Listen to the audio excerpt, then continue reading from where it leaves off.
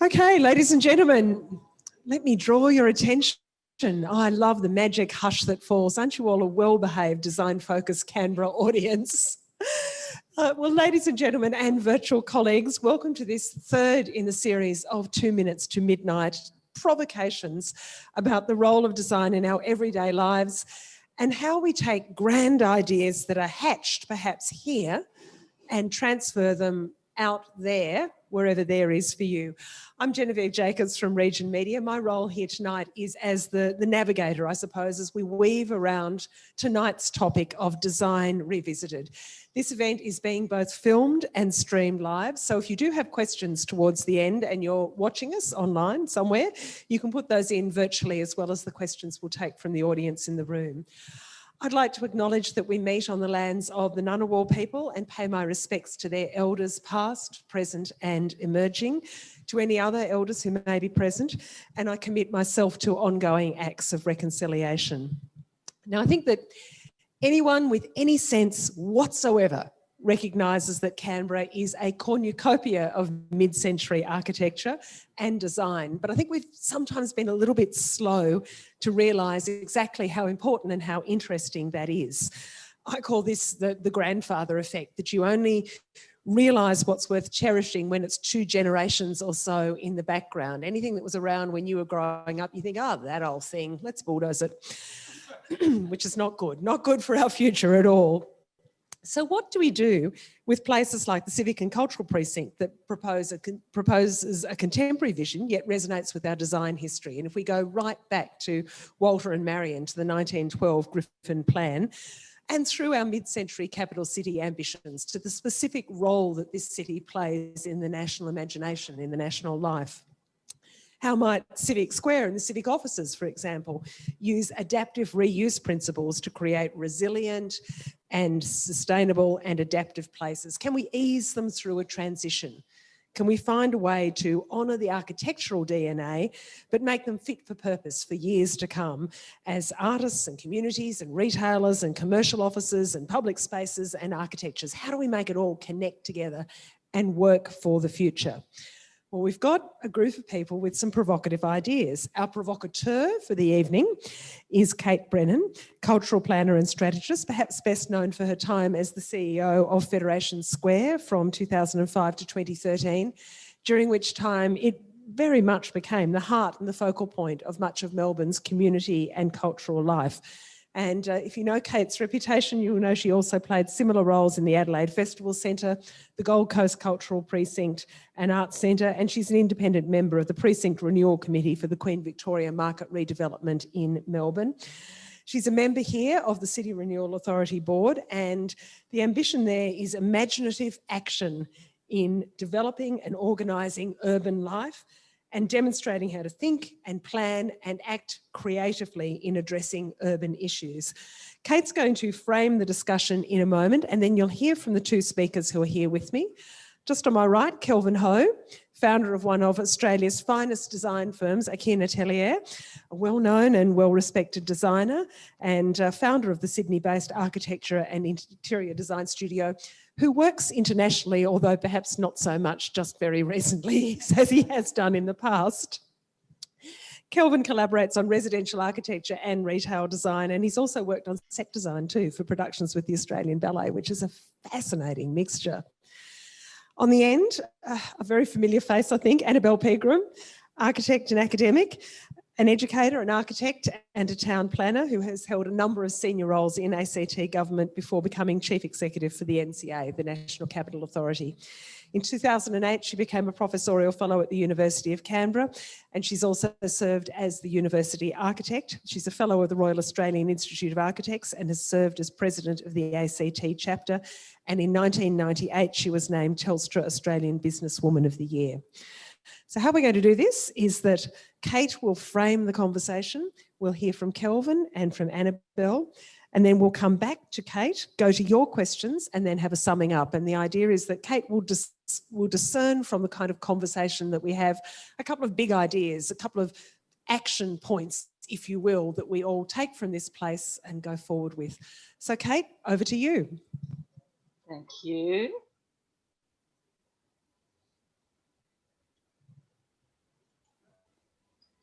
So here I am. I hope that's all working. Thank you very much. Thank you very much for having me at this event, despite the fact that I'm virtual. And I too would like to acknowledge the Indigenous people of the various lands on which we gather. My comments today are really a mix of my opportunity to be part of the leadership group at the City Renewal, the Renewal Authority, but also some of my own experiences in a diverse range of community and cultural organisations and precincts. I'm not a designer. If I focus on design, it's on design thinking. I'm very interested in the outcomes that arise from the intersection between community interests, broadly cultural activities, and of course the facilities and spaces that support people in their various endeavours.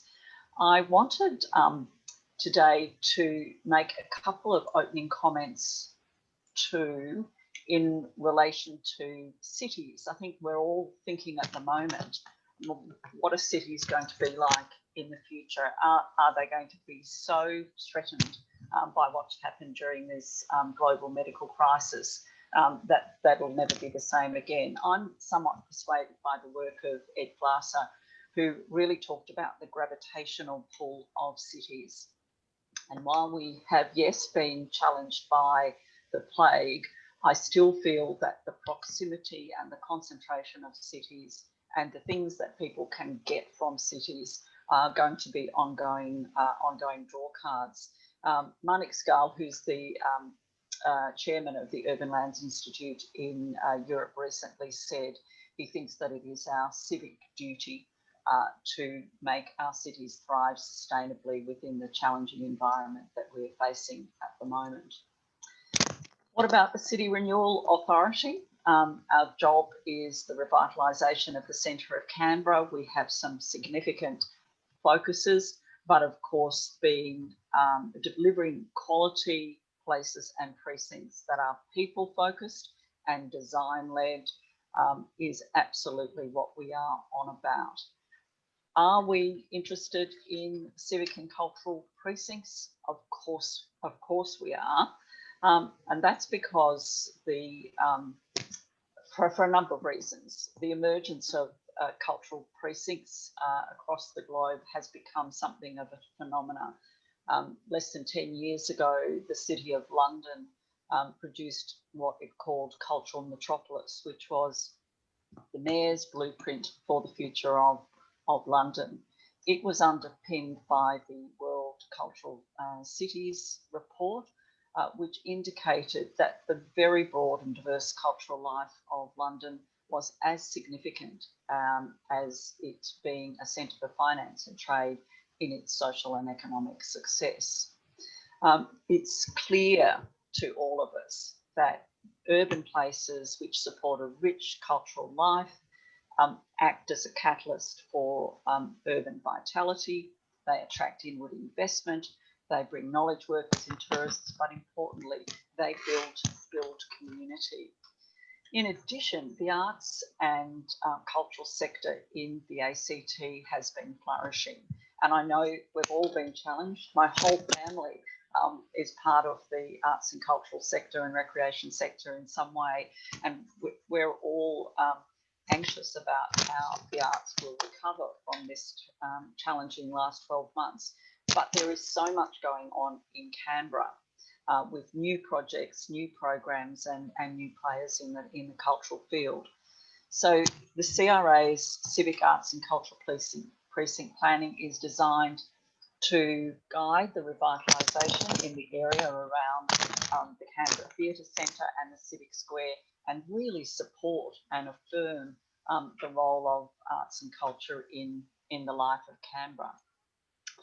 But when we think about the Civic Arts and Cultural Precinct, we don't just think of it as a singular spot in the life of Canberra. Yes, it's a very important spot, and I tend not to want to use the word cultural ecosystem, but we do think about the Civic Arts and Cultural Precinct as part of a whole system of supply and demand of inputs from a variety of different creative industry sectors, independent artists, individual organisations, and of course community organisations. Because as an organisation, we also take a place-based approach. Our work as it progresses in this area is really looking at a suite of integrated elements that create success and have been demonstrated to create success in civic and cultural precincts around the world. I wanted just to talk very briefly about the idea of civic. Probably most of you will have seen Tim Ross's article in the Weekend Australian a week or so ago. His argument was largely for stronger support for the form-based heritage values associated with Canberra's exceptional mid-century architecture. But for me, the key is absolutely not the built form alone. It is the way those assets support the expression of social and economic value and the values and the energy of the community of Canberra. And I actually think it's interesting that this is implicit and for me absolutely paramount in the recent heritage citation on the listing of the Civic Square precinct. Following on from that, I just wanted to say something about ethos. There's a great book called The Spirit of the Cities, or Spirit of Cities by Bell and de Charlotte, and they use the term civicism to express the idea of urban pride, not just about what our economic, social or environmental offer is, but what the community stands for, its values, the way that it's expressed in day-to-day physical and social behaviours, but also in decisions about planning, built form, inclusion, regulation, etc. This idea of ethos is social, political and powerful in defining the attitudes of the citizenry and the identity of the city, as well as in defining the future. The opportunity for Canberra in thinking about the Civic Arts and Cultural Precinct, I think, is to ensure that the current assets and their future development and management recapture and are able to visibly and practically express the values evident in the heritage citation, in the Canberran ethos that said, yes, the commitment to better partnerships in Canberra with the environment, and of course the symbolic value that Canberra is the hometown of our very valuable national democracy. My own experience, and this image, which is supported by Tom Bass's wonderful statue Ethos, is from the Rudd government's sorry announcement in 2013. In my experience, people in our communities absolutely yearn for collective affirmation of values through even the simplest of civic actions. And they value giving that action as much as they do value the ability to undertake those actions in the public realm and in public facilities. These are freedoms and opportunities which have been taken from so many globally and which perhaps we all take for granted. So arts and cultural precincts. What do we mean by arts and cultural precincts tagged onto the civic precinct? For me, an arts and cultural precinct is a place where the insights of artists and creative professionals intersect with the stimulation, concerns, pleasures of the broader community, where life is lived within a backdrop of symbol and meaning that enriches and often changes and challenges the way that we see the world around us. It's probably true to say that cultural precincts have become fashionable. The Global Cultural Districts Network estimated not long ago that there are something like 75 very high cost, very large scale cultural precincts at play or in the pipeline elsewhere in the world. And that doesn't even count the myriad of small townships and community precincts that are in development. Adrian Ellis, who's a colleague and who leads the network from their consulting body AEA, explains this by saying that it is all about competition for global assets. Cities are using culture as a strategic instrument to assert their identity, their brand, and attract those assets. Some precincts are developed bottom up. Most of those large-scale precincts are being developed bottom down. Regardless, all of these projects are difficult to get right, and as Adrian says, they're expensive and embarrassing to get wrong. They also, he says, and I agree with him, require a great deal of expertise across a range of disciplines. Just as an example of how much work needs to go into the integrated model that I'm talking about, I've extracted a couple of shots from the planning for the Auckland Performing Arts Precinct, where multi-layered thinking seems to have been, in my view, heading in the right direction. There are a number of other considerations too when we think about arts and cultural precincts. Culture is moving on. It is no longer the way it was 50 or 100 years ago. Around the world, new trends are emerging in cultural production and presentation and the way we access and experience all forms of creativity.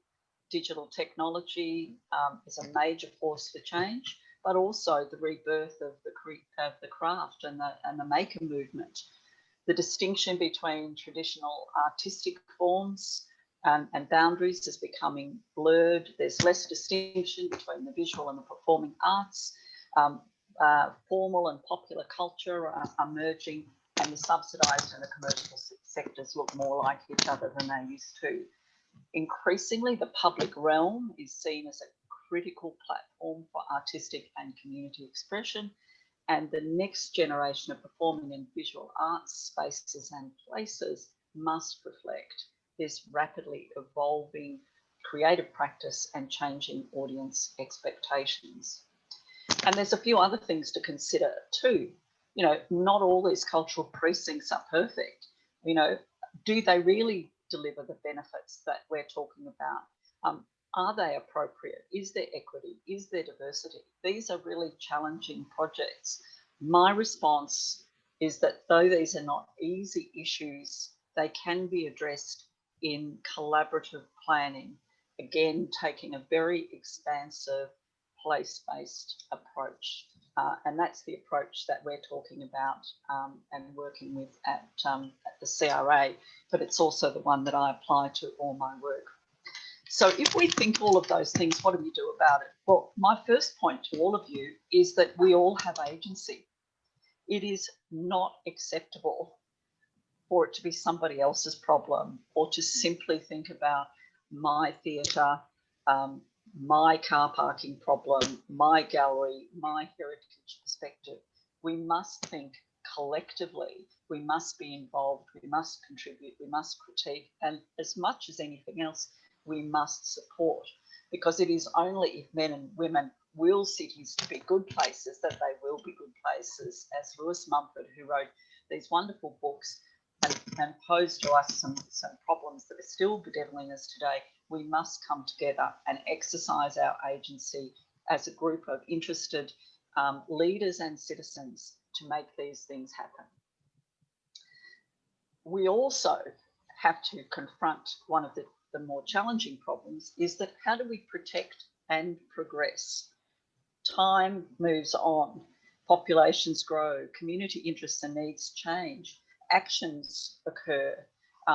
The CFC has got somewhere along the journey of the theatre project. The wonderful slide that I had at the beginning of my presentation of the 1973 Canberra Day, really wonderful example of how the past and the future can look together. CT government has reaffirmed its commitment to arts. There are new issues.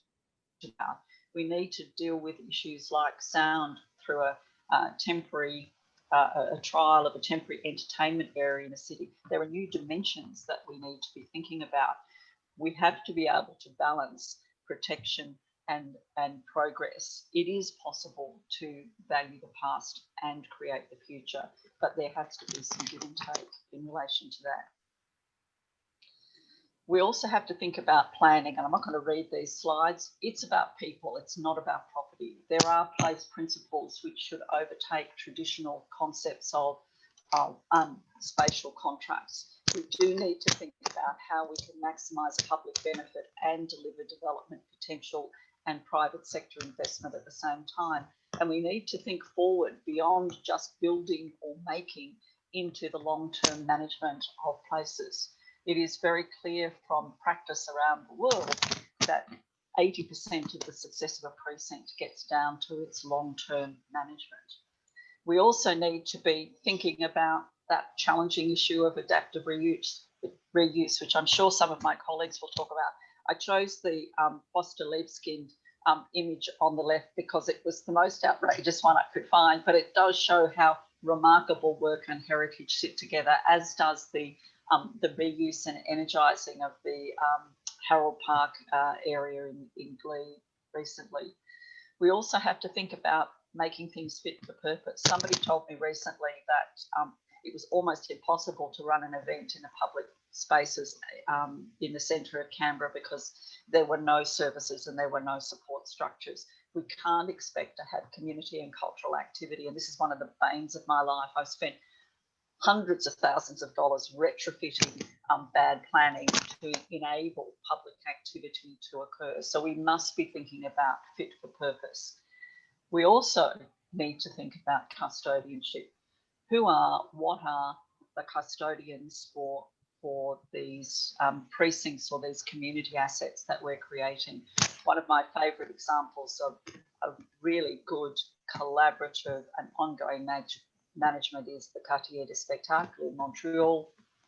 As part of the future planning for Montreal many years ago, multiple organisations and civic entities came together to determine the future of their cultural precinct, which is now thriving. And that's something that we have the opportunity to do in Canberra as well.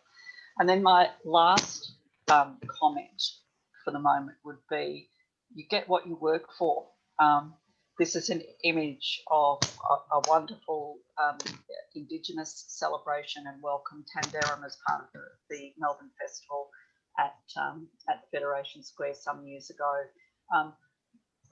That image symbolises much work on many fronts, both practical and organisational. And I have seen many tens of thousands of extraordinary expressions of civic and cultural commitment through my time in places like Federation Square, and I know that is possible to achieve through collaborative planning there in Canberra. So I might leave my comments there and wait for the gems to drop from my colleagues' lips, and I'll come back to you when I've heard what they've had to say. Thank you. Thanks, Kate. Thank you so much. Annabelle, there was a bit of a challenge laid down there. It's in our hands. We've got to do this ourselves as activists, as an engaged design community. Let's hear from you. Well, of course we will. Look, I don't have any pictures. I was so enthusiastic about the fact that I'd have a live audience. Can you all hear me? Great. That I decided just to talk to you. And for those that are streaming online, I hope you'll be sufficiently interested to go online yourselves and do a little bit of research and look at pics as necessary. So I guess for me, places that resonate with people manage to reflect the soul, if you like, and the spirit of the societies that created them and that have used them over many generations. So that the cultural value of place lies, if you like, in a historical sort of unfolding and translation of the aspirations of a community. And cultural urban values strengthen and tend to as communities grow and progress and change their thinking about what they want and need out of place. Good urban design, if you like, then, is about an intellectual exercise, but also it's a creative act of faith. Because as city makers, what you're trying to do is imagine with conviction how a place will become a kind of backdrop against which a community can express itself. Really good urban design, I think, is about culture inscribed in space in which form follows values rather than only function. And that allows it to change over time and remain of value to the communities that it was built for. Whatever Australians might think about the city today, the Canberra story is most definitely an urban phenomenon of the 20th century. And within that sort of overarching, very elegant and enduring Griffin geometry, the City Hill precinct, situated at the corner of the triangular spatial framework that we all know underpins central Canberra, presents not as the heart of the national capital, but most certainly as the geometric centre of the city. Within that precinct, Civic Square is a place that's been made especially for us. It's a gift to the Canberra citizens, rather than just another grand landscape stage set for the theatre of national politics. And I'd suggest that Civic Square has a community value for Canberrans that is equivalent to the national value of the parliamentary zone for Australians. Built in the 1960s, Civic Square was a late modern version of the early Agora, quite a sort of ambitious position to take. It was an open market meeting place at the heart of a city or town. It was framed by very simple, low-rise portal buildings, the north and south buildings that we all know. And the square is a humble and a flexible space that has invited a myriad of uses. The success of the square, I contend, is demonstrable in its agility to adapt with the changing needs of the cities. In just 60 years, it's accommodated new buildings for our theatrical offerings, first the Canberra Theatre in the 1960s and then the old and the new playhouses, 1970s and 1990s, both elevated on this lovely little terrace and flight of stairs to create a very ceremonial entrance at a local scale. In 2006, the new library and link were inserted with the pedestrian overpass, which we at the NCA at the time, and I think you all know it, you know, running up to the top and sort of ending like a dead bridge. But we were very hopeful that that was going to create the framework for pedestrian access across Vernon Circle onto the City Hill Parkland. What was interesting at the time is that the library insertion was very, very contentious because it was put in at an angle in an otherwise perpendicular geometry. Took a lot to get it across the line. The portal buildings equally themselves, originally built as two L-shaped bookends to define the square and accommodate administrative uses, were easily extended into courtyard buildings as need was established, and each building to date has been adaptively reused pretty effectively. The south as our own Legislative Assembly in 1993, and later the north as the Museum and Gallery, as an arts and craft hub, and as a multicultural centre. The sort of lofty colonnade around the portals with gold mosaic tiles on the columns imply a certain prestige. But the simple forms and the low-rise nature of the buildings keep each of them welcoming. And as an aside, I vividly recall the debate around whether the building should be demolished for the new Legislative Assembly building. And it was the gold tiles that saved those buildings. You know, that people loved them, and you can't possibly get rid of these buildings. The square has also always been a community gathering place. We've hailed our local heroes there. I remember when the pool was dyed green for the Raiders, when we got into the football finals for the very first time.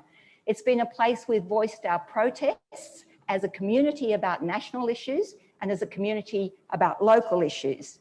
We celebrate Christmas there. We have fireworks there, and it's a place that you take the kids to run loose after you've had a hard day of shopping.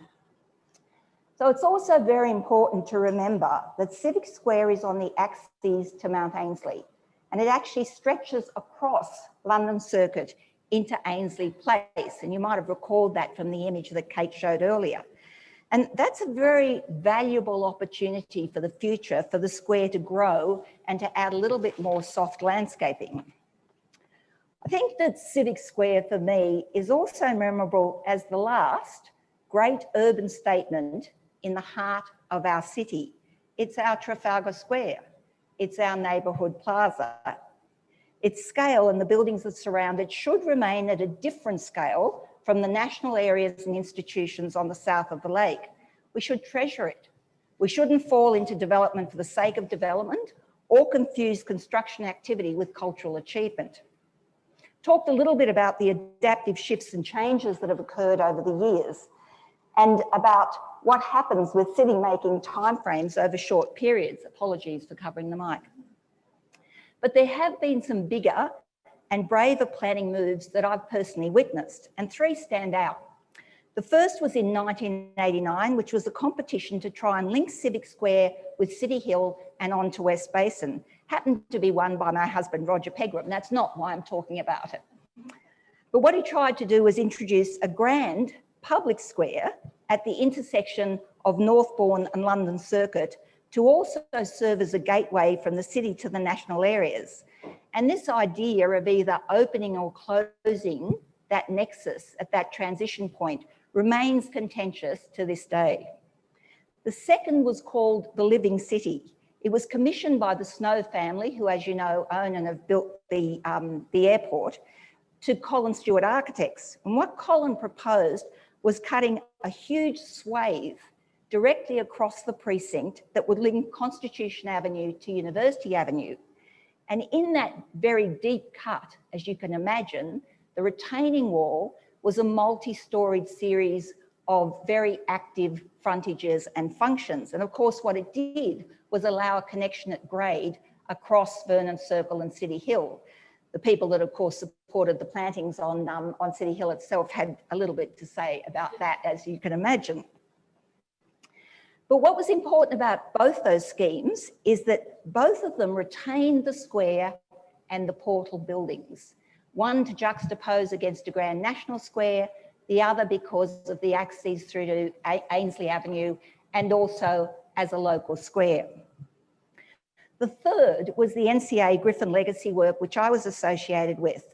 And what we were looking at was reimagining and thinking about how Griffin's plan could work in a 21st century context.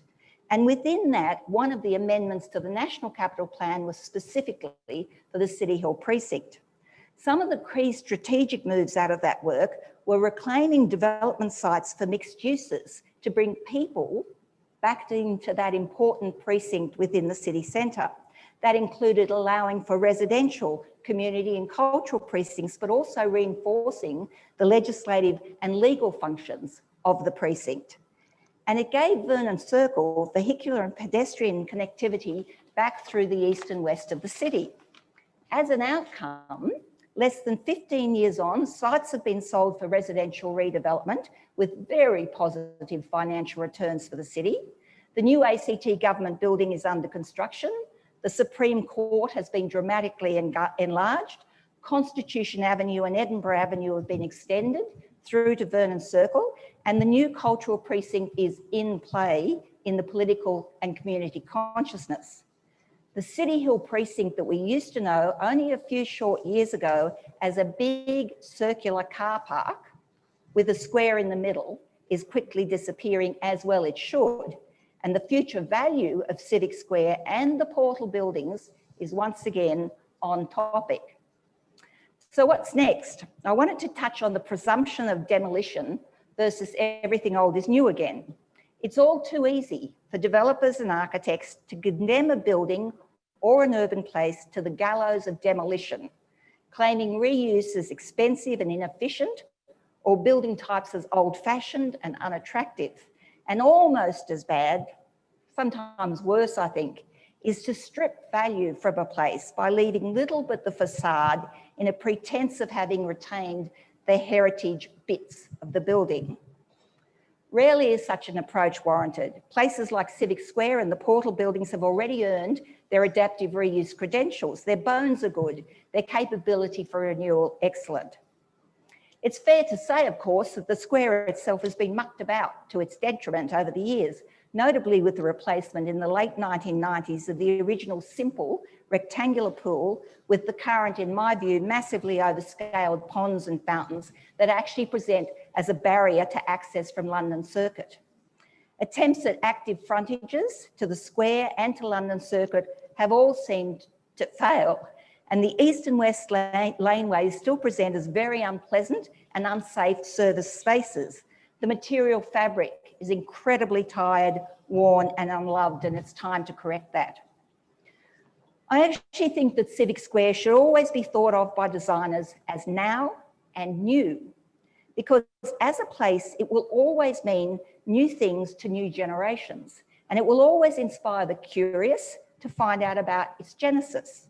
It's interesting that the Ethos sculpture, again, of Tom Vass's that you saw in Kate's presentation, which is beautifully positioned off axis to the side of the square, was commissioned with the hope in the brief that it should represent the spirit of the community.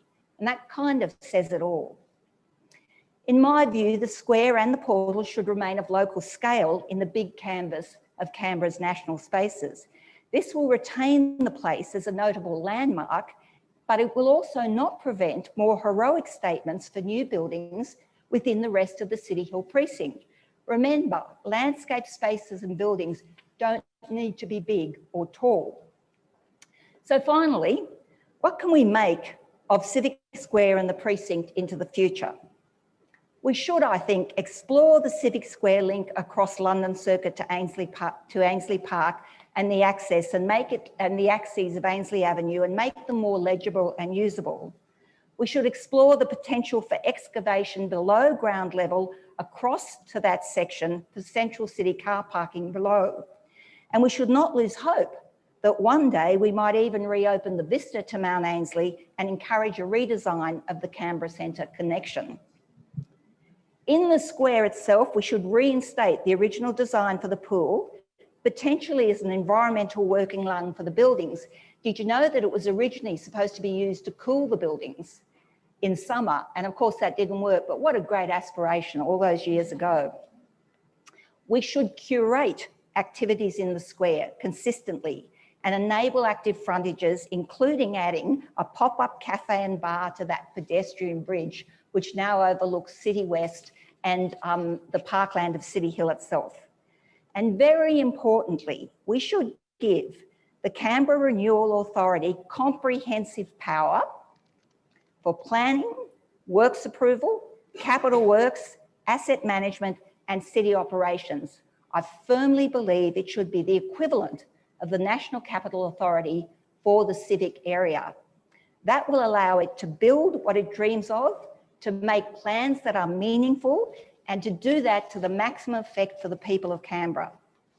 Sensitive renewal of the square and adaptive reuse of the portals will demonstrate the way in which good design can breathe life into places and buildings, leveraging rather than destroying their cultural value, allowing built fabric to evolve with the society it represents and serves, juxtaposing the old and the new and reinterpreting tradition and history. That's good for community and is the stuff of urban legacies. To adapt or otherwise is a life or death decision for this part of the city. Everything about the square and the portal buildings already speaks of the potential for things aspired to by urban communities today: human scale, local affection, memory value. As I said at the beginning, much of the cultural value of place lies in the spirit and the aspirations of community to make spaces for all, to create gifts for a city and for its people.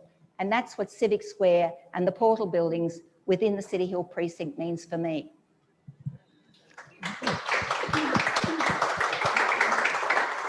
So, Annabelle, it seems you're not short on clarion calls of your own. Oh, no. It's a failing. Well, I think there's some good ones there. I'm very attracted to the idea of reclaiming the views to Mount Ainslie, among other things. I think that would be absolutely spectacular. And doable. And, well, yeah. And I'm reminded of the conversations we have on the Cultural Facilities Corporation board about how part of the integral value of Civic Square is not only the built fabric, but certainly the purposes to which people attach to the space, and how critical it is to recognise that. Kelvin Ho, over to you. Thanks, Genevieve. Can everyone hear me okay? Great. Okay, my name's Kelvin. I'm from Sydney. Don't hold it against me, but it's so nice to be here tonight and to be able to talk about something that I'm quite passionate about. And I truly believe that civic spaces can make, better people, better communities, better cities. I guess tonight my role here is to maybe bring a perspective from a different end of the spectrum. It's wonderful to be here to listen to the panel and some of the broader ideas and strategies. It's really powerful, and it's really great that that's becoming a big part of the architectural discussion. And I think for me, growing up in Sydney and in sort of civic spaces and being around it, that really inspired me to follow architecture as a career. And I guess I was quite, I think, disappointed when I actually got into professional career post-university. And I was working in a large firm doing, significant projects, and the spaces that I felt were most important for creating great communities were often left as an afterthought. It was really designed from the top down, and the ground plane and the public spaces were really just the leftover spaces. And it was a bit of a running joke in the office was that if there's a space that you can't put an office in or an apartment in, put a cafe in there because that fixes everything. And it was just like this sort of throwaway commentary within the design team, and I'd never felt comfortable with that, because I really think you need to grow from the ground up and create these really, positive spaces. And I think what I've hopefully managed to do is build a business out of working on those afterthought spaces, or those negative spaces. I think as an architect, you have this really amazing and quite important role to be able to navigate through the landscape of, interpreting heritage and adaptive reuse. It's a really challenging thing. My work is really on the edge of public-private. My work is mainly with private clients, working on a range of hospitality, retail, some residential, some cultural projects, such as, designing. I've done a lot of work with the Australian Ballet, like in designing sets, and working with the Art Gallery of New South Wales on their new Sydney Modern project, which is a fantastic arts project in Sydney, working with Sana, the Japanese firm, and then also a bunch of, I guess, private clients where I'm often getting called going, oh, we've just got a DA, but can you come in and help fix the public domain space? And I'm like, well, why didn't you get me in 3 years ago when it was on the drawing board? So, but it's good that there's a lot of, I guess, with the shifting expectations of the public, that, definitely in the private sector, there is a big push for projects to be thought about from the ground up. So I guess today I'm using a case study of mine. It's a residential, hospitality project, which was a favourite project of mine in the last few years. But for me, I think no matter the scale of the project, be it a postage stamp sized cafe or something, massive, it has an important role in cultivating a great, a great community. So, like I said, as a designer and architect, you have this wonderful journey, seeing all these amazing spaces and taking on spaces and really navigating the client through and advising them on what to do. Sometimes the spaces the sites are great, and then sometimes the spaces are your classic suburban pub. These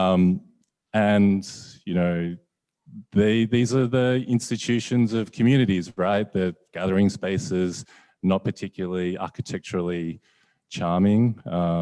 It's always subjective, but this is the Newport Arms in Sydney. I'm not sure if anyone's familiar with Newport.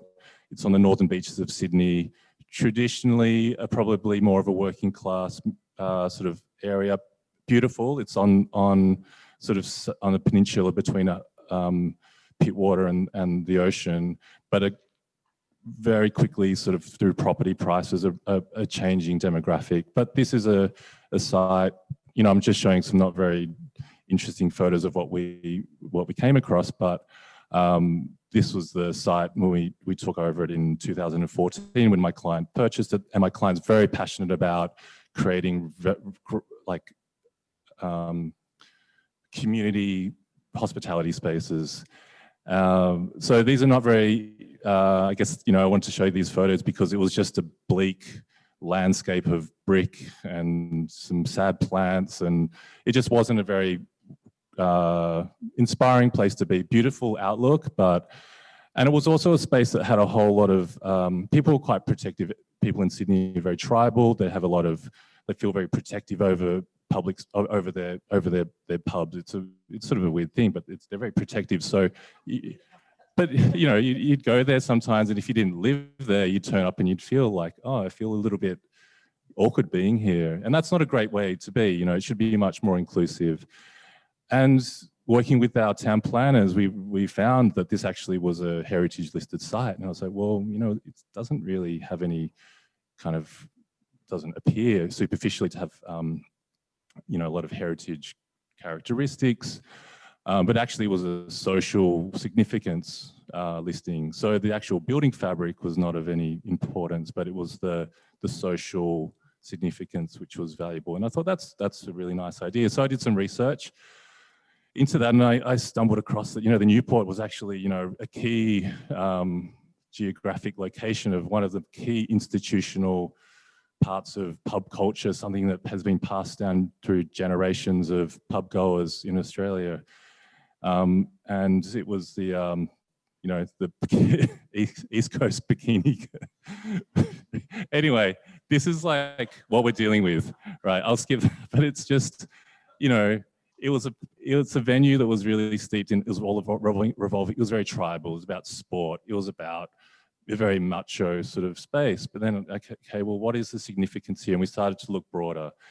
And we did a community consultation session, and we had the session in the pub, and a lot of people came along and they're really passionate. And I stood up and I spoke about how I grew up in the area. I worked with the local architect, worked with the local builders.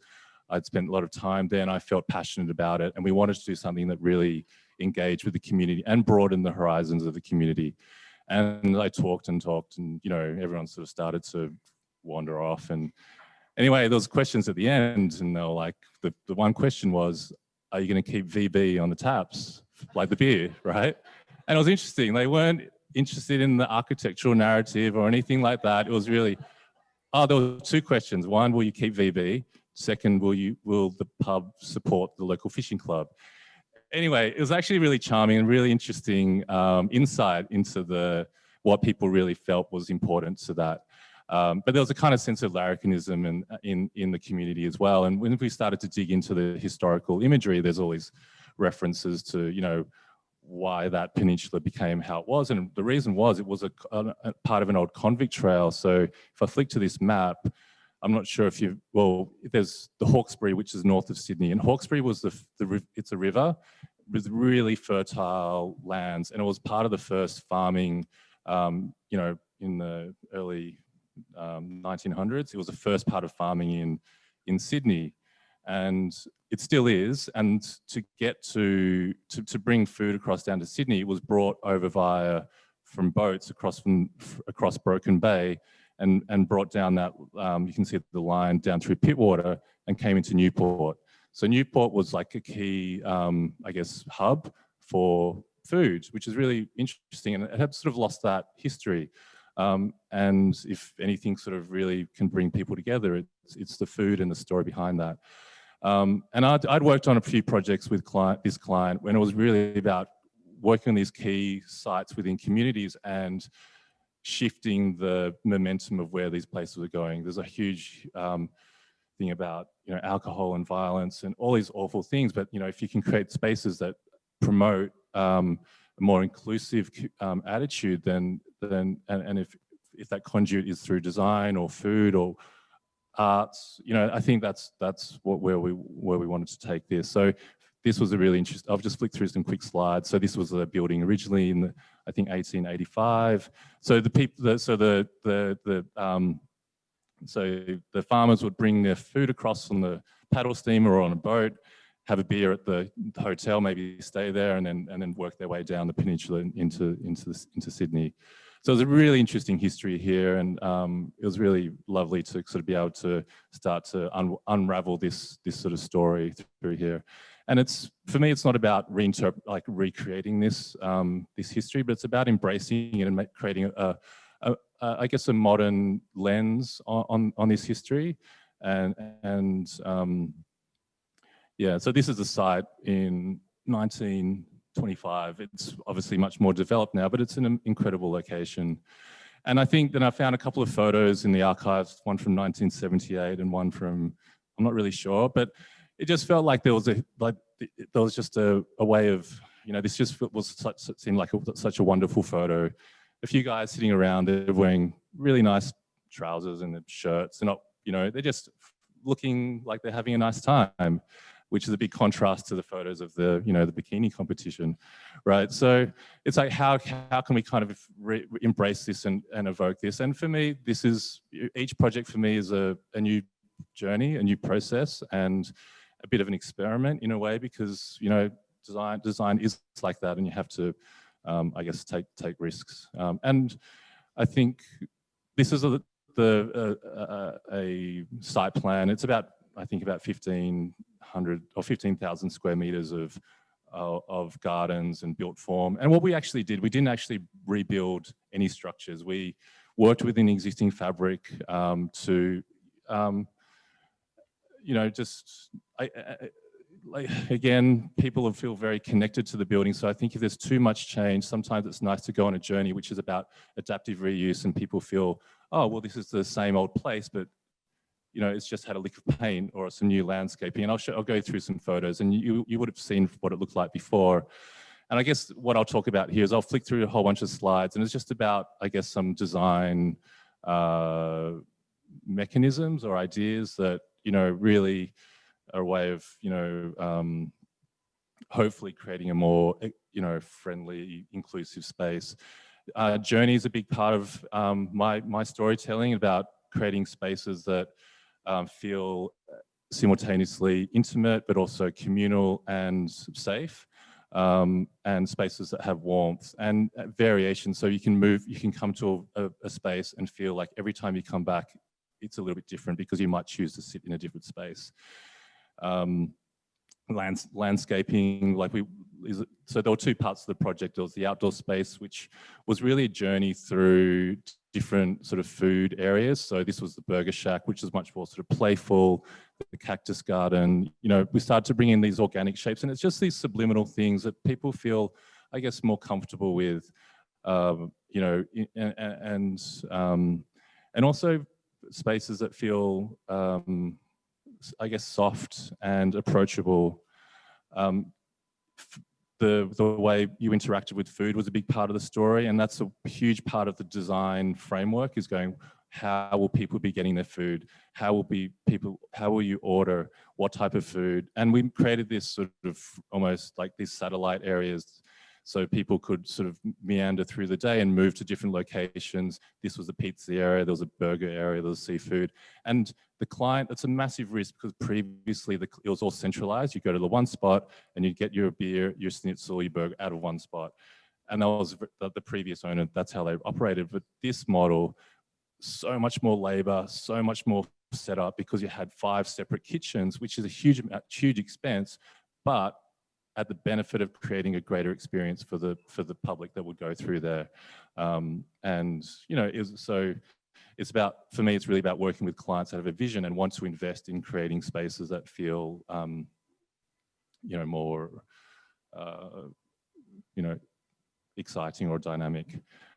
Again, creating this is the fire pits. It was actually a pétanque court, so people could play, but, you know, a few wild balls sort of flying around. We got a little bit dangerous, so we toned it down and made these made a little fire pit, which is amazing in winter. People love these areas, and also a sense of playfulness. So these are the male bathrooms, and you know, like, let's just make them all pink, and it's fun, and everyone's like, oh, am I in the right bathroom? And it's again going, you know, it's not about, again, there's no TV, there's no sport here. It's, well, occasionally, but it's just changing the focus of what coming together. So it's about creating a space where you can come there with your children, with your, here's a good example. So previously, the playgrounds were these fenced off areas with these horrible plastic playgrounds, and the parents would just throw their kids into these pens, and they would just go and sit in the beer garden. I was like, that's not a really nice way of existing. Well, maybe. So we created these I'll go back, sorry. These play areas, and those places where the adults felt great hanging out with their kids, giant Scrabble boards, like, you know, all these things that all the, you know, adults could feel comfortable in as well, and it just brought everyone together. So for, you know, across generations, it was just simple things that again made it more inclusive. And we also worked with a lot of local, as part of the outreach, we worked with a lot of local makers, a lot of fabricators, joiners, artists too. So the piece on the artwork on the back was by a local artist. So it's a real opportunities to really engage with the local communities, you know, creative communities. And again, then they feel a connection with the space, and they can bring their friends here and say, oh, I worked on that artwork, or I made that Scrabble board. And it's a really nice way to kind of hand over the keys to the community and have them have that sense of ownership. And then there's a sense of expectation as well, or you know, it feels sort of incomplete. So people, you know, don't like change. So it was a very slow kind of gradual stage development where we would leave some sections unfinished, and it just gave people an opportunity to start to feel more comfortable with it and embrace it and feel a sense of ownership, and they came on that journey. So that was stage one, which was the outdoor area. Then we did upstairs, which was a restaurant. And this was like kind of the other end of the spectrum of creating a space that was more internalized, probably more of a strictly sort of dining experience. And I'll just quickly flick through the space. And this originally was, from what you see here, it was just a bare concrete shell. There was nothing, everything you see in these photographs, we designed and built. But what I want to show quickly was just some of the details. So again, a sense of arrival, a place where people come to and they can feel they're greeted, they feel they can be brought in. And so this was the main entry. So you could come in here, go to the restaurant, or go through down to the outdoor space. And there was just a nice sense of arrival, sense of occasion. Just little details. So in a design meeting, I actually hand drew a plate. I got a plate and I said, this is what the plate should be like. And I think that's an important part of placemaking, is every single detail is so important, and it just reinforces, a way of being. Delight in material, I think, is really important. Having a story with materials, lots of highs and lows, and cheap materials, expensive, like just having that variation, I think, is a nice way of designing. This is a Canberra connection. So when in university, I learned that the new Parliament House, or the angles of the seats were designed at a particular angle so politicians wouldn't fall asleep, or people wouldn't fall asleep, because they were sort of upright enough so you couldn't get comfortable to fall asleep. You couldn't lean back on it, which I thought was really interesting. So yeah, but in hospitality, if you make seats that are too soft or too loungy, people sort of become too like relaxed and a bit, so for me, it's really about, okay, making sure we have the right dimensions, the right thickness of foam, so people feel comfortable, but they also feel like they have to present themselves and behave well as well. And I think that's really powerful through design. You can maybe subconsciously make people feel like they need to behave and look after each other. So, that's what I hope, but I definitely know that if I go to a place and the furniture will make you feel a particular way. Engaging with local craftsmen, like this was a really tricky piece of detailing, which we spent a lot of time researching. But again, it's a detail of the front of the bar, which we spent a lot of time engineering, which again, people just love that. They go and they feel like there's that sense of care. As a customer, they go there and go, I feel like I've been really thought about.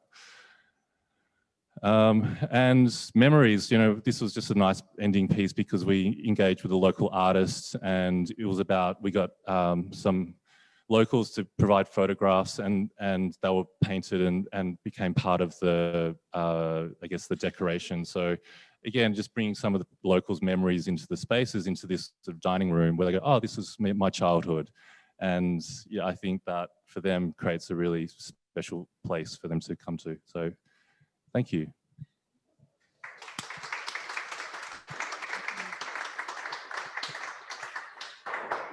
Thank you, Kelvin. There's been such a clear focus on people making places. Kate, I'm going to hand to you for a brief summary and one or two reflections before we go to the audience for questions, and then on to your final provocation. Well, Genevieve, I think it was exactly your point that both of our speakers, and indeed my comments, really focused on the intrinsic nature of the space, the spirit of the space.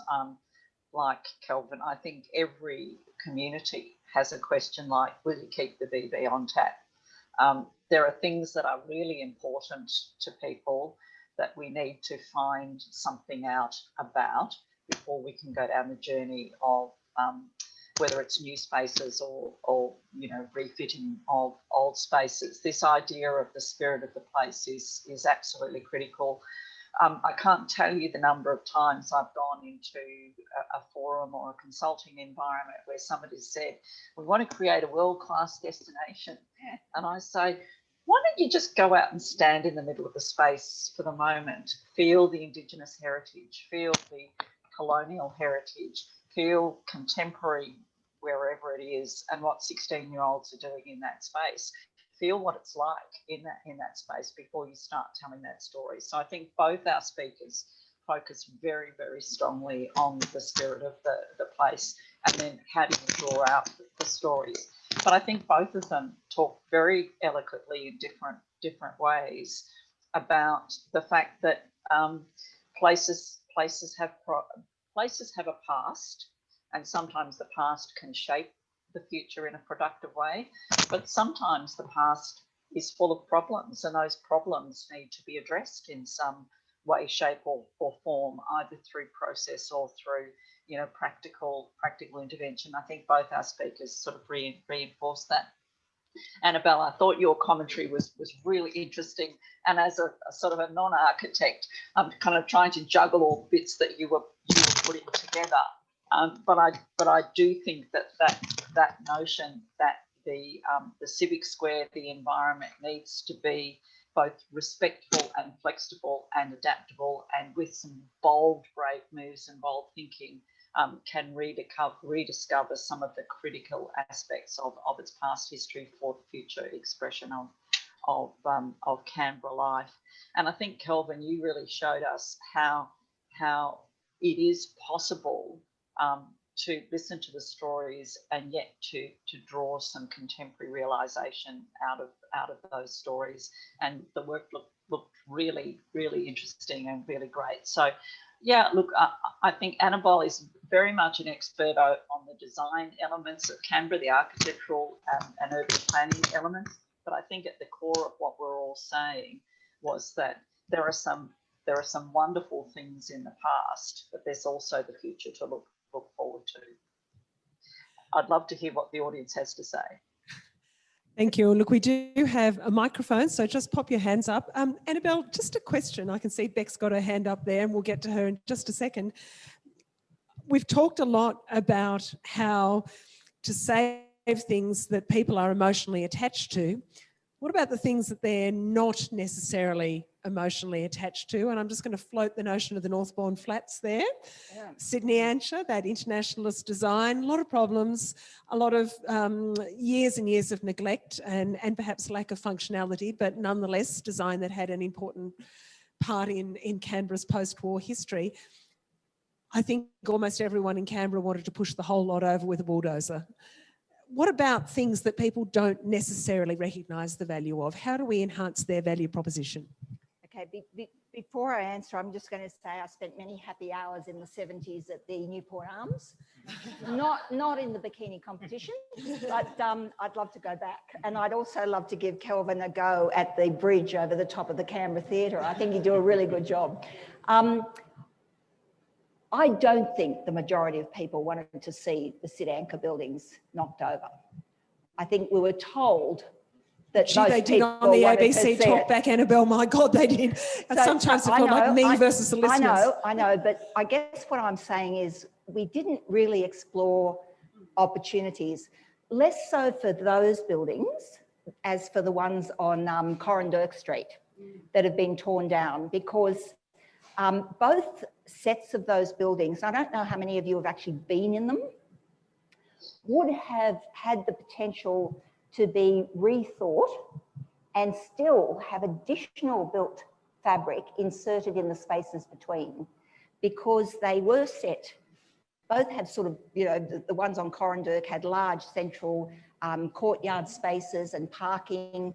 The ones on Northbourne had little courtyards to the houses, which today we would talk about as affordable micro units for new city dwellers who can't afford large blocks to be able to take full advantage of the amenity of the city and still put in some high-rise buildings in the spaces between. If we'd had the wisdom to be able to say, okay, we do need to change the territory plan to allow taller buildings on Northbourne in those areas, and perhaps We do need to relax a few things like privacy and overlooking for certain blocks like that to give choice to people.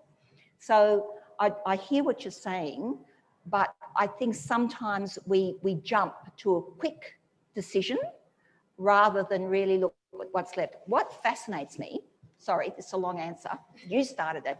What fascinates me is the two buildings that are left there, the two-story ones. Now, years ago, there was discussion about whether they should become house museums. And the fabric of the buildings does need a lot of money invested, but I noticed they're still there.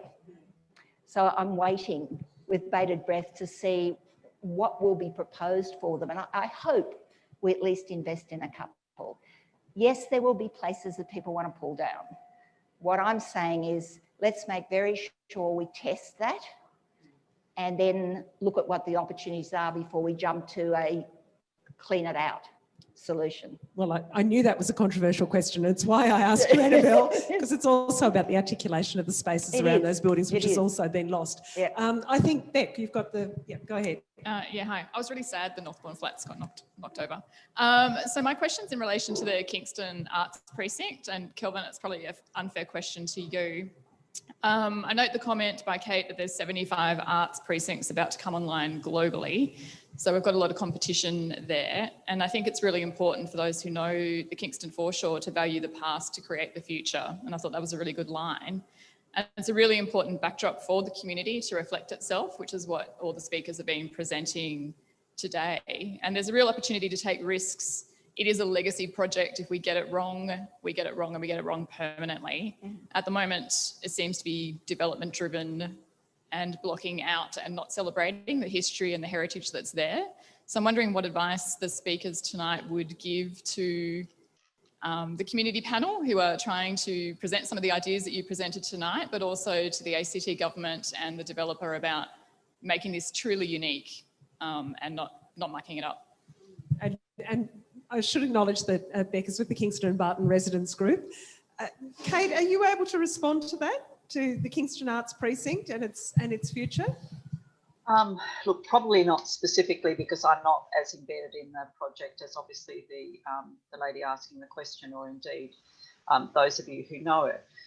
What I will say is that these are complex issues of, development viability, stakeholder input, and unless the process is one which engages input at a number of different levels, it is invariably going to get something wrong. I'm not convinced that your questioner is right, that you get it wrong forever.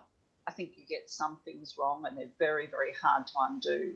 But in the end, community, artists, cultural organisations, heaven knows if it was government who got it wrong, people wake up and they start to want to kind of transform. It's better not to have sunk millions of dollars into something and then go redo it. But the world isn't a fixed moment. So I suppose my response is, I have to stop waving my hands, I believe, because it's making a crackly noise. But the response is, it won't be right unless all of those inputs have been respected. It's not an end game. That would be my observation. Okay, and Kelvin, I'm not going to ask you to comment on the particularities of the Kingston Arts Precinct, although I would flag my own very long-standing concern that there's a risk here that the place becomes a zoo for artists rather than a development which prioritises the creative arts at its centre. But I guess, Kelvin, the question to you is, how do you balance all those considerations when you're engineering large-scale development? The development to which we're referring will be big and transformational, and it's going to cost an enormous amount of money to do. And how do you ground people in that when there are perhaps economic imperatives at play that don't necessarily allow a lot of space for human interaction in the planning? That's a $1 million question. This is the evening of very complicated questions.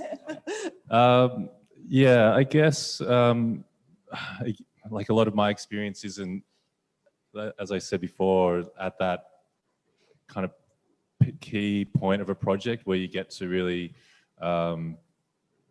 have those discussions. I guess, like I said, a lot of my involvement is kind of trying to, fix the areas that have been the afterthoughts, because the priority has always been about how to most commercialize the site and how to most sort of get the most sort of density. Yeah, so I'm sort of trying to think of like what. But I guess what you're saying is exactly what Kate's saying, is that you'd rather not make the mistake in the first place, but it's not that it's not fixable afterwards, that there's more than one single life to these precincts.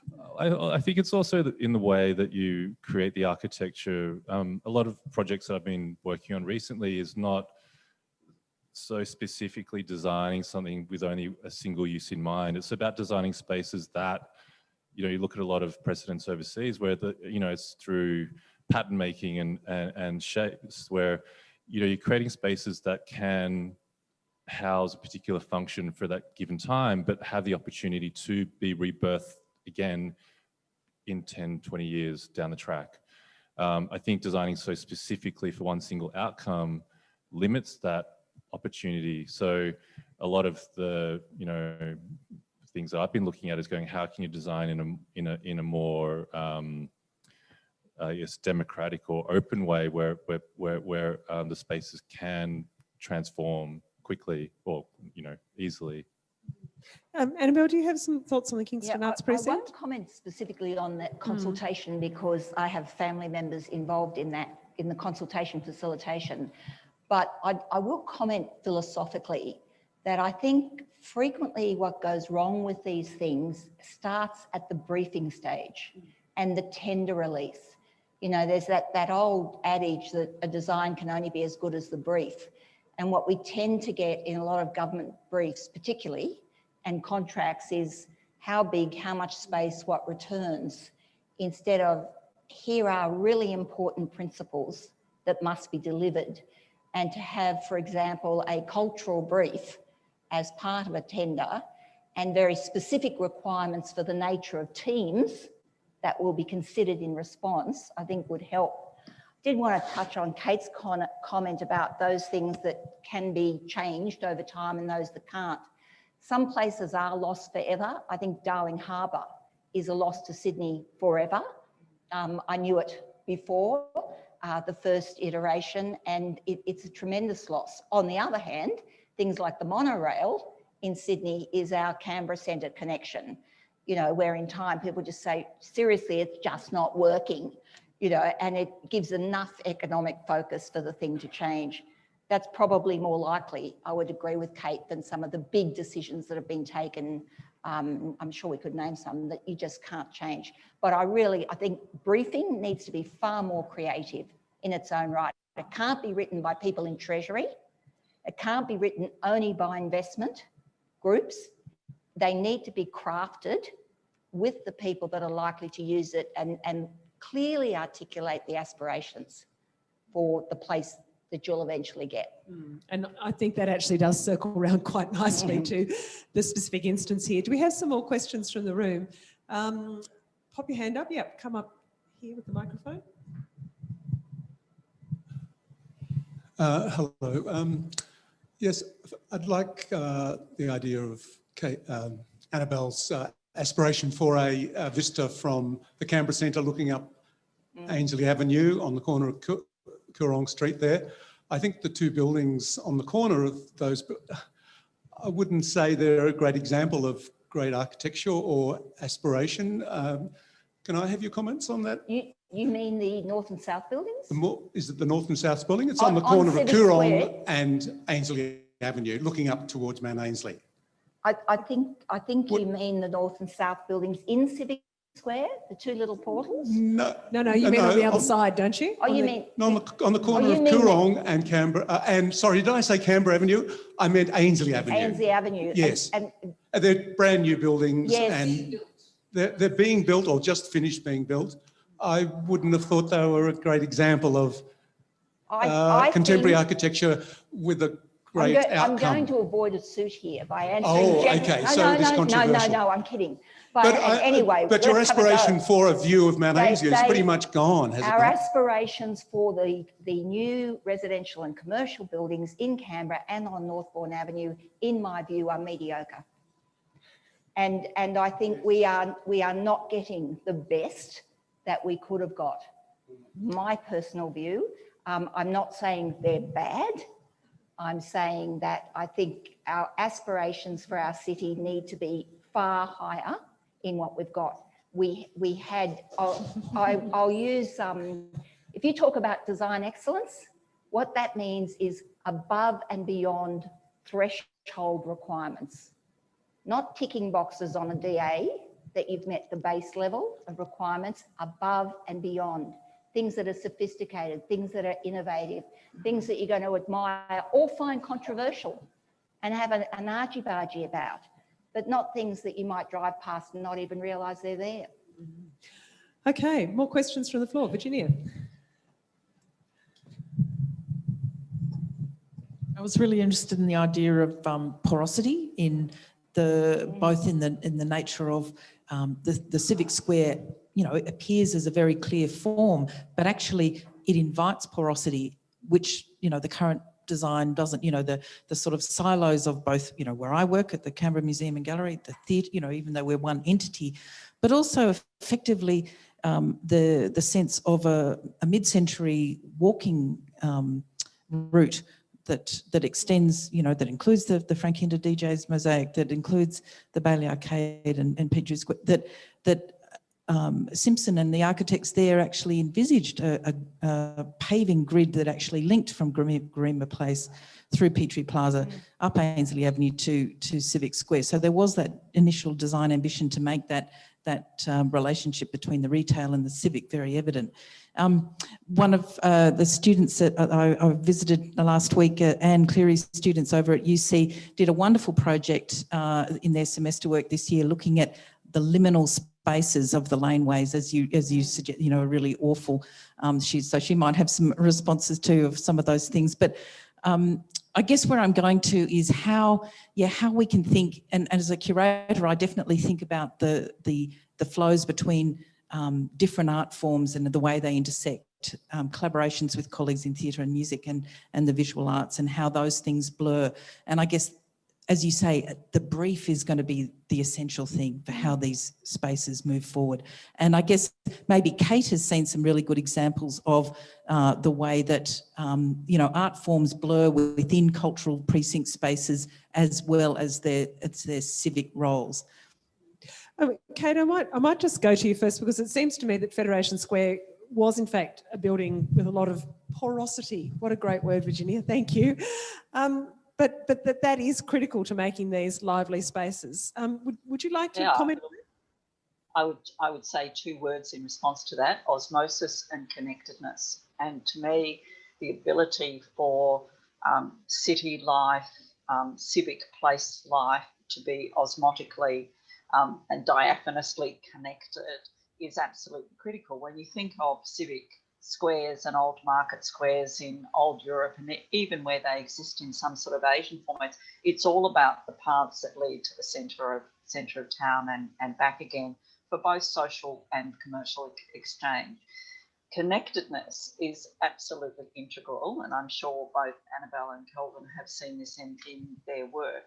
That connectedness, the link between me here and me over there, or me and my family somewhere else, or getting from point A to point B, it's an absolutely fundamental principle of making great places.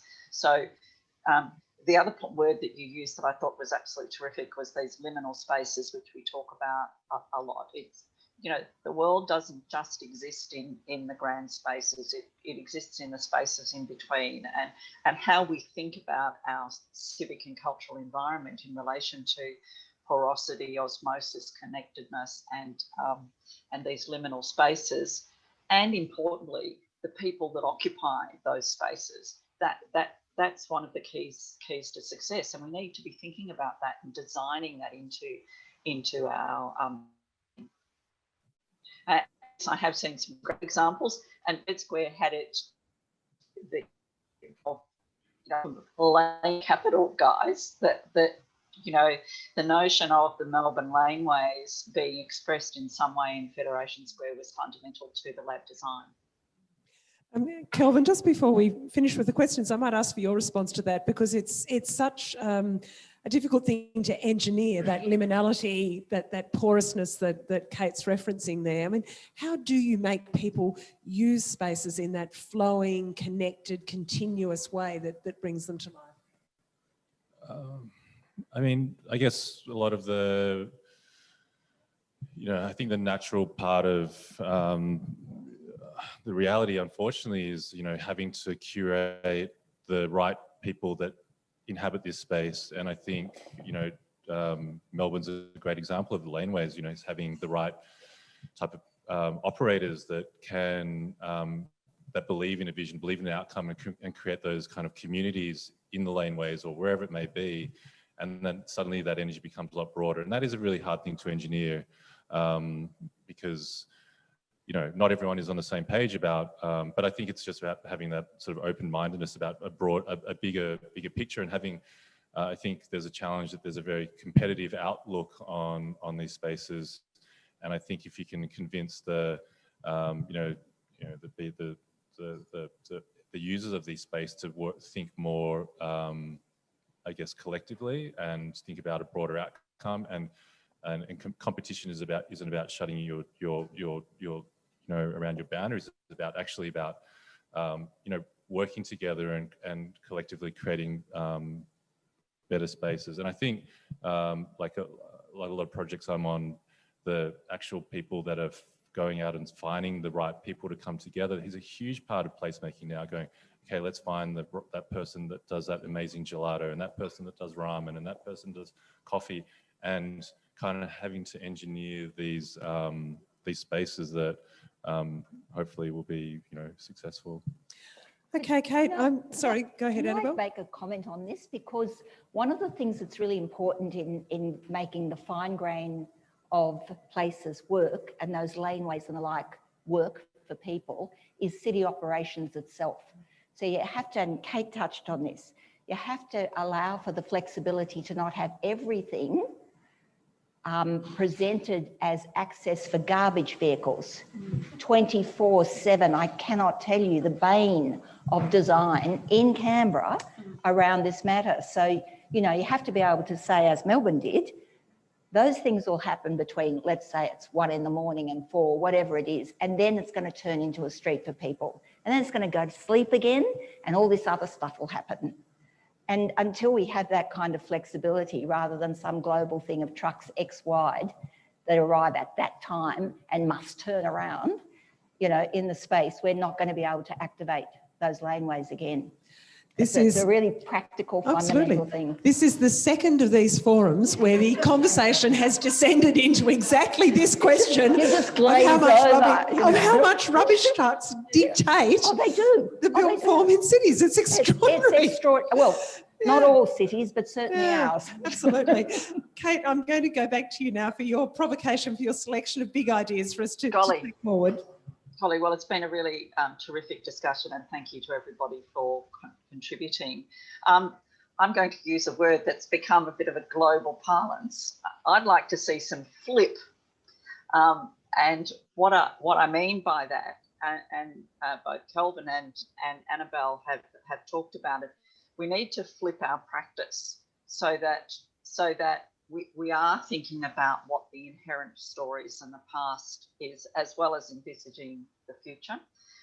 We need to make sure that there are collaborative teams of the right skill sets who are engaged absolutely at the beginning. I can't tell you, Kelvin, how many projects I've consulted on where somebody has said, oh, we're halfway through the development, come and talk to us about how to fix this concept for the town square. So we need to get that collaborative practice happening right at the very beginning across a range of disciplines, not just design, planning or architecture, but really a whole range of different human-based practices. And that concept of flipping our practice, as Annabelle says, needs to move right through that initial stage, through briefing, through tendering, through selection, through financial assessment. If we don't flip our practice, we're only going to end up with second-rate outcomes. And the plea that I would make there is that if we're talking about civic and cultural precincts, we have to involve artists. Artists and creative professionals are the most extraordinary individuals, and there are dozens and dozens of them in Canberra who are doing interesting things. They must be part of that flipping of the practice. And then to pick up on Annabelle's commentary, I think we have to go above and beyond the threshold if we really believe we want something that represents the values and ethos of the Canberra community and takes advantage of the significant contributions of design and thinking in the past. So whether that means just ditching the idea that trucks have primacy through to the way planning approvals and referrals occur, we do need to go above and beyond, because that's what gets you really great outcomes that the community really value and approve of and participate in ultimately. And that my last thing, because I know I said to have two, but I'm going to have three, which is that this is the time to be doing it. We at the CRA are trying to think hard. The CFC has absolutely worked hard to get the Canberra Theatre project where it is. It's within a moment of potentially that project happening. The gallery has been really thinking about what it's doing. If ever there was a time for the community to get on the streets and want to support each other and civic action, this is the time. So let's not miss the opportunity to really generate a civic arts and cultural precinct for Canberra that both reflects the past but foretells the future of the city that we want. So yeah, they're my three. Thank you, Kate. And I'm going to add a third. We call them learnings these days, don't we? I'm going to say that one of the themes that evolves from all of these three 2 minutes to midnight is that we should examine whether it is in fact true that garbage trucks cannot reverse. Because safely, because by golly, that seems to have a profound impact on every single thing we've discussed at even this meta level. Look, I want to thank the ACT government, Arts ACT, and particularly the City Renewal Agency for this event. The Midnight Hotel, Platinum Partners, Rolf Classic BMW, Home by Holly, the University of Canberra, the Suburban Land Agency, and beverage sponsors Prosecco DOC, the Lake George Winery and Capital Brewing. But most particularly on this occasion, our provocateur Kate Brennan, Annabelle Pegrum and Kelvin Ho. Please thank them very much. Thank you. Thank you. And that's it. Have a drink and enjoy. Thank you. Bye, everyone.